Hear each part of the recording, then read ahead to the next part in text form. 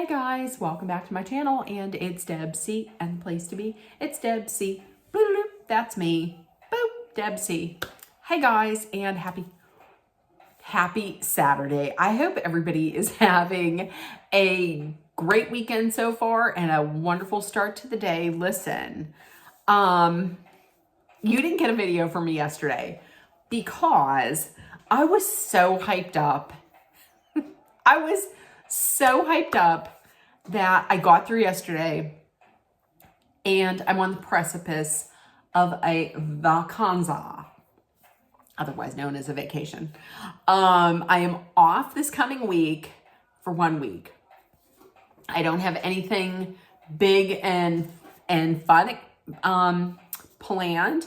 I'm going to get my car inspected because it needs to be done by the end of November. And then I'm just going to relax, recharge, and just enjoy my damn self, doing whatever my heart desires. So you didn't get a video from me last night, but we're here today to discuss the latest episode of Real Housewives of Salty Lake City. So let's get into it. Okay. The episode started off with the blowover, or what the carryover. The blowover, that doesn't even sound right, but the carryover from Angie's anniversary party, which if I was Angie, or if I was AI Nick Lachey, I would be pissed. Especially if I was AI Nick Lachey, I would be pissed. So Elisa Barlow is once again reacting to the news that she heard from Whitney, goes over to Justin and starts screaming about how his wife is a liar, coming in pretty hot. I'm just gonna say, what would you really expect for someone to do? Like, he's going to defend his wife because you just called her a liar. He got verbally aggressive quickly. Probably because he probably matched her energy because she was coming in pretty hot. And then, what was his name? It's not, I have Seth, it's John. Yeah, John Barlow. He then says, hey, don't say the F word to my wife. What did I do? Don't say the F word to my wife. You said she's not effing liar. Now listen, I'm going to tell you. Okay, the F word is not like a great word to say to somebody. However, listen, Lisa drops the F-bombs on her own. I mean, she was dropping F-bombs that night. So, like I said, if I was AI Nick Lachey, I would be pissed about this. So, eventually, and John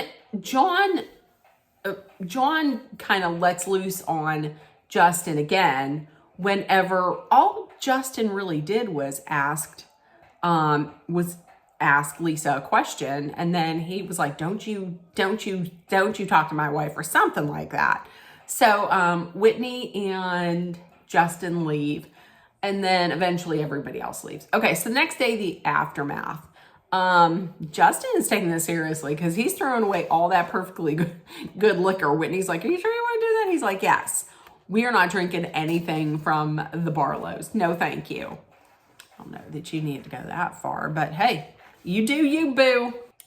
And over at the Barlows' house, they were really surprised that, that Justin got aggressive so quickly.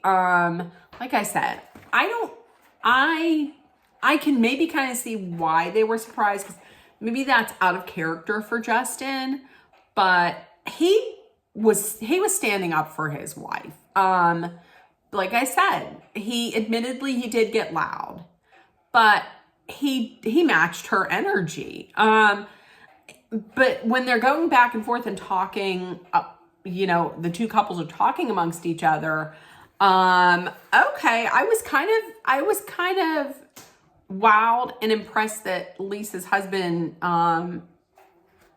still thinks they can be friends. Okay. I mean, if they can talk it out and they can get to a place where they're okay. Whitney thinks that Lisa purposely picked this fight with Justin so that the husbands can start fighting, and that would distract from the real issue. I don't think that's the case. I don't believe that. I think that Lisa was acting in the heat of the moment. I don't think that was it. Okay, so Brittany and Heather. Listen, I'm getting tired of this woman. All right.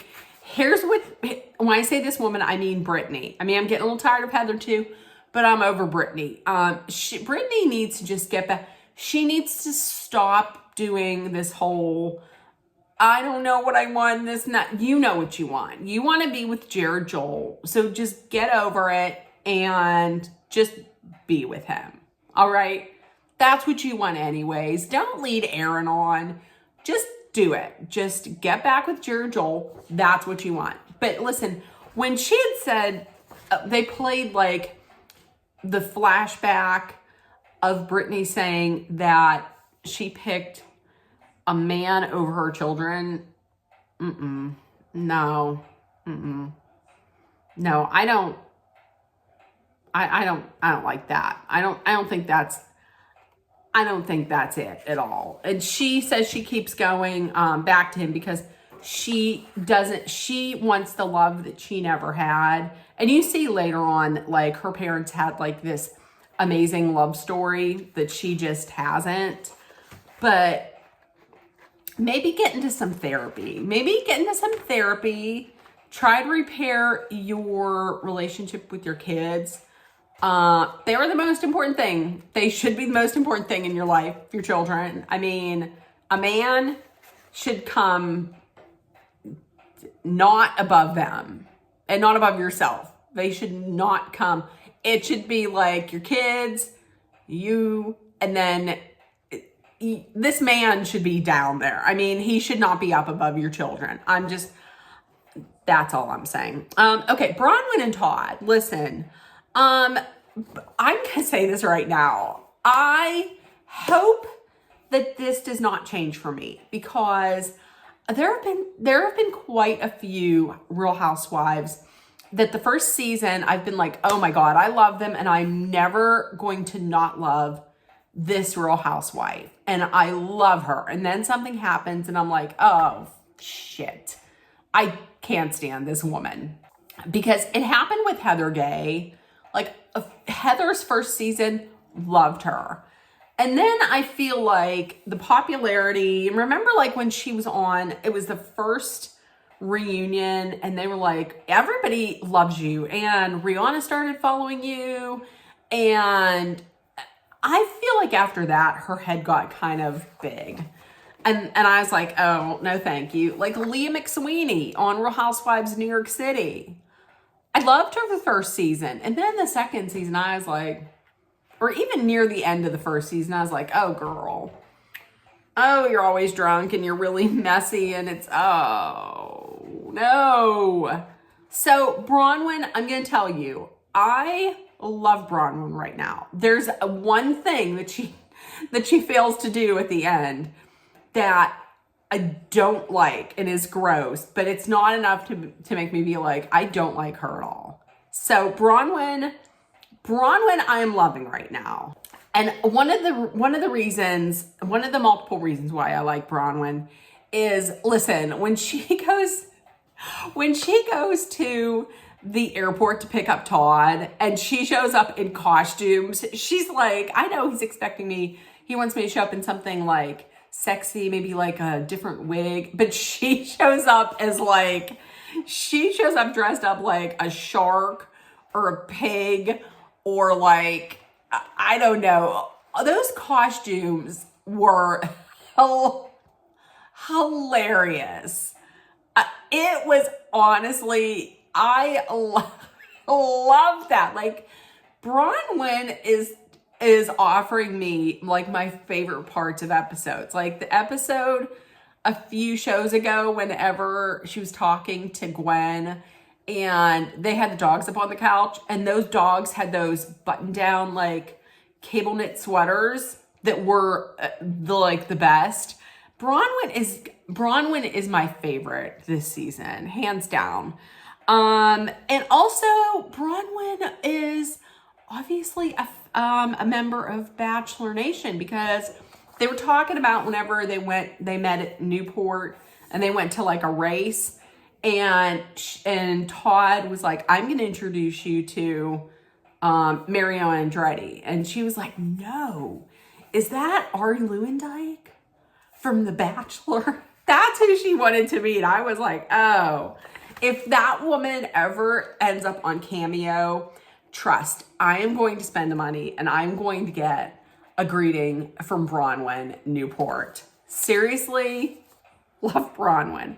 So she's talking about inviting the ladies and their husbands on a trip, on a girls, well, not a girls' weekend, but a couples' weekend to Long Beach. Since I believe that's where they had their first date, maybe, and it's to celebrate their 10th anniversary. So she's not going to be inviting Brittany, because Todd was like, yeah, I'm fine with that. She would have to probably invite 2 men anyway. So yeah, that's okay. But she's on the fence with Heather. She's like, if I don't invite her, then it could make things worse for us trying to, have a friendship. And then they talk about Gwen, and you could tell that Gwen is they talk about Gwen, and Todd, you can tell, is very protective of Gwen. He's upset about this whole deal with like Gwen's grandparents re-entering her life. He says, listen, they're despicable humans who you wanted nothing to do with Gwen.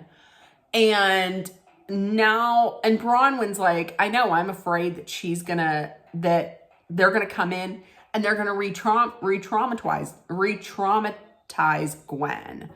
I don't know. I mean, when you see all this, I know that Lisa Barlow had good intentions, but I don't know if she should have said anything. Okay, Angie, Whitney, and Bronwyn, they go for a walk. Whitney is saying that, hey, the Barlows owe Justin an apology. And Whitney thinks this is what Lisa does to hurt others to make herself feel better. And Angie can see Lisa doing this because this is how Lisa gets revenge. I mean, I can see their point. I can see both of their points. I can understand that. I can see that. And John texted Justin and asked him to meet so they could hash this out. Bronwyn tells them about the trip. She says she's not inviting Heather because, she stirs the pot. She puts all of this information out there, and then she refuses to admit it. You're right. Okay, Brittany's church gathering. Who was there? It was Brittany, it was Heather, it was Angie. So they get together. They're going to be talking about honoring Brittany's mother. Brittany was offended. Listen, Brittany. So Angie brings over a bottle of wine. Brittany's offended by Angie bringing the wine because Mormons don't drink alcohol. Angie should have known that. I mean, I would think that Angie does know that.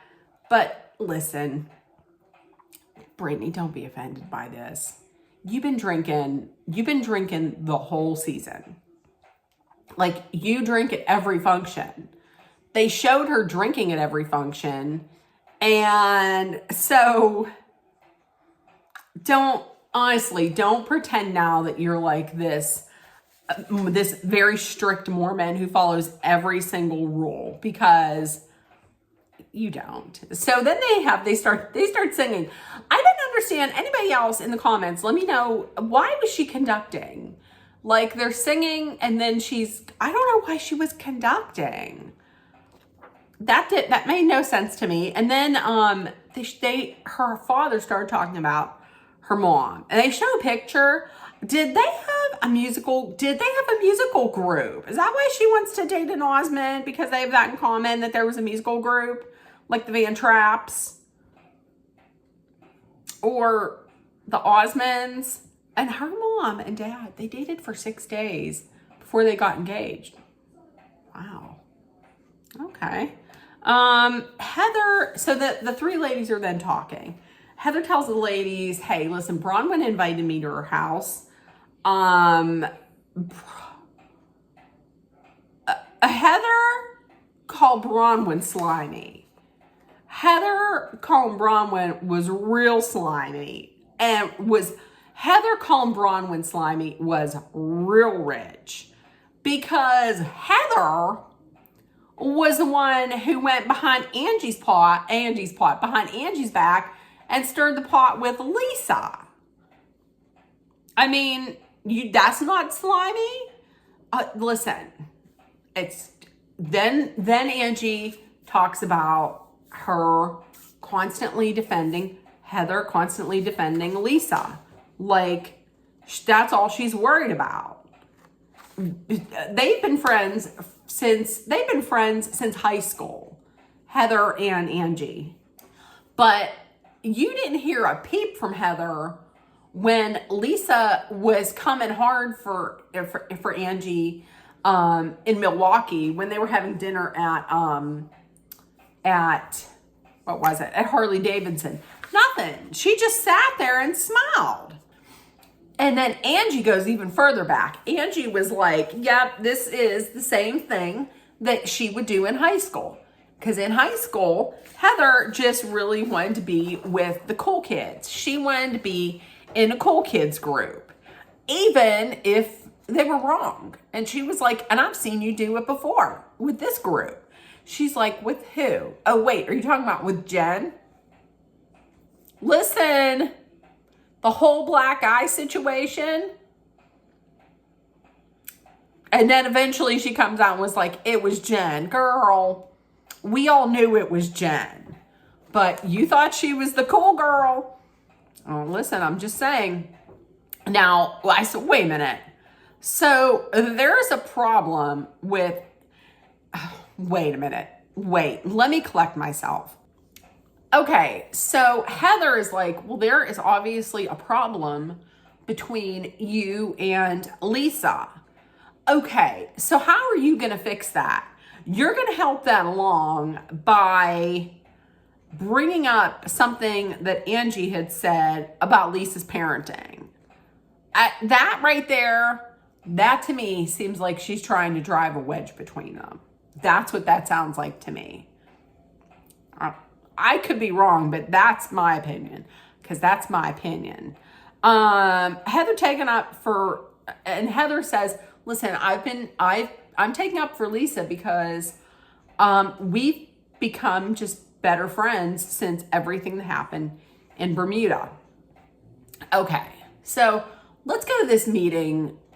Let's go to this meeting between, we don't know who it's going to be, but I'm going to tell you, when they showed that person parallel parking, I was really expecting it to be maybe like Mary Cosby getting out of the car. I was surprised to see John Barlow. However, a lot of people online are like, you're a man, how can you not parallel park? I'm going to tell you, I felt seen in that instance because, yes, I'm a woman.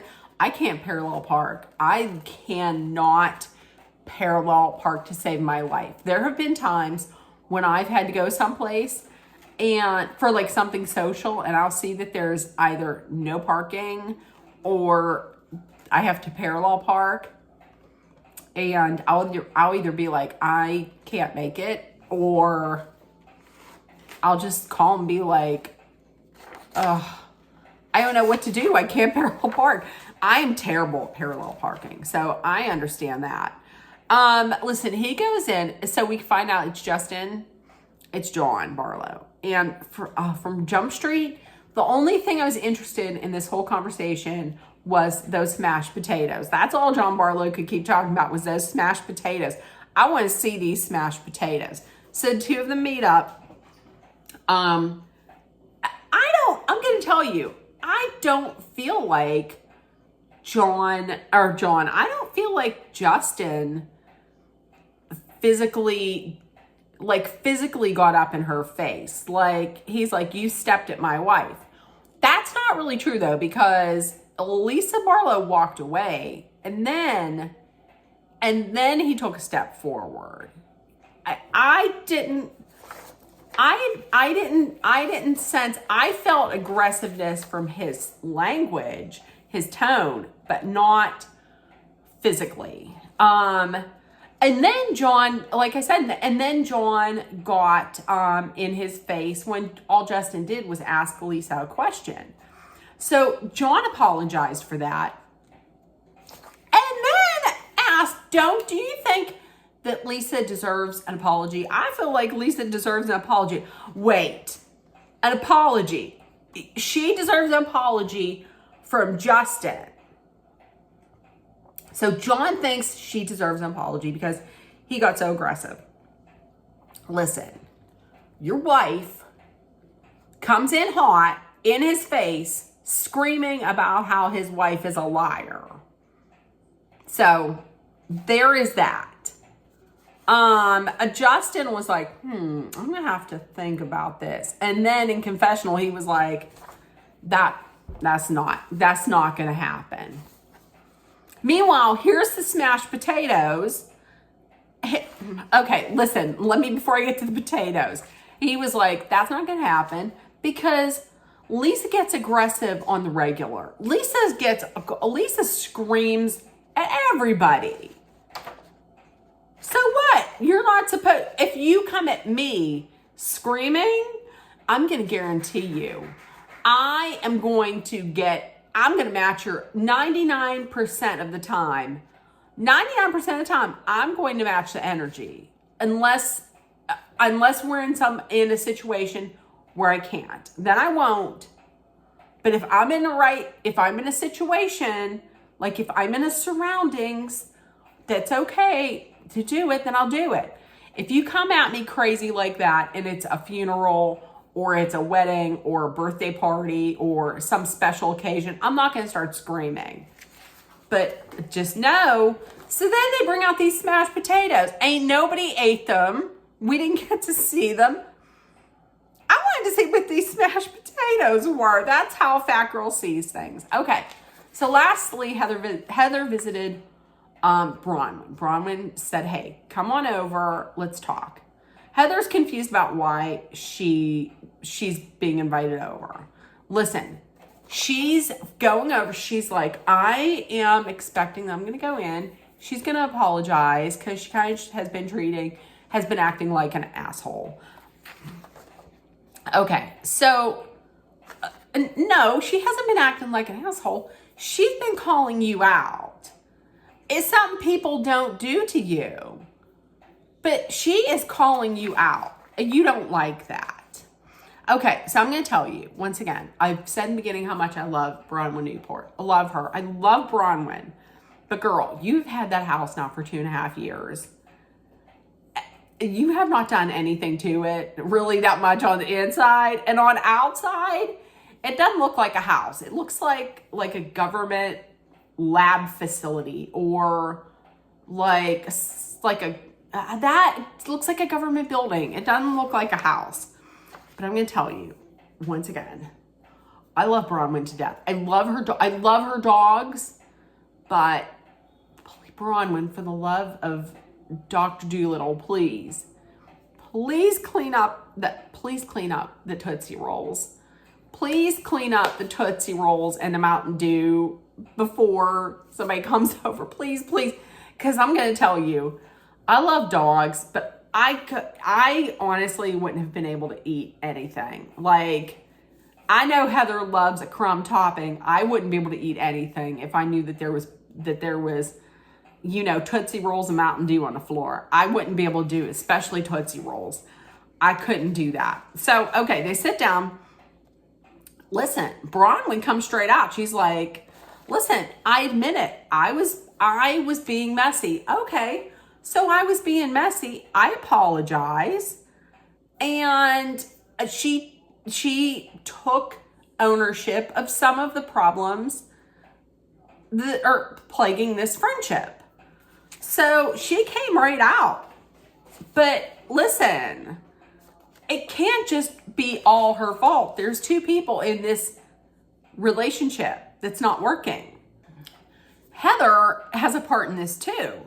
I mean, she talks about people behind their backs, and she can't admit that. But yet she's like, you talk about people behind their backs. I wonder if you're talking about me behind my back. You talk about people all the time behind their backs. You can't admit. And then she had the nerve to be like, this isn't coming off genuine. You're not sounding genuine. Heather, you want to talk about genuine? Listen, just a minute ago when Bronwyn, when you were like, what are these mugs? And you're like, oh, when Todd goes to a different city or state or country, he gets a Starbucks mug, and that's these. And she was like, oh, it's cute. Like that. It's like the whole Regina George thing. Oh, I love that. That skirt. Where'd you get? Oh, it was my mom's. It's a retro. Cute. And then she's like, that's the ugliest skirt I've ever seen. Listen, that's Heather. Or remember, like last season, whenever you went over Mary's and you were like, oh, I love it. And then later on you ripped on it. It was like, it looks like something from Whoville and it's terrible. Who's being genuine? Who's not genuine, Heather? You want to talk about who's not genuine? As you. Because you trash people. You say, oh, I love it. And then you trash people behind their backs.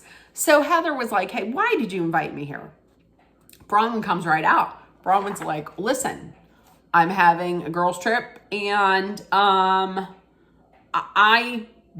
felt like if I don't invite you, then we may never recover. There might not be hope for a friendship. So listen, Bronwyn wanted you to come over so she could apologize, you could apologize, and you could work on this. Meanwhile, Heather is like, oh, you want me to come over and sing for my supper so I can be invited? Girl, listen, I'm going to tell you what.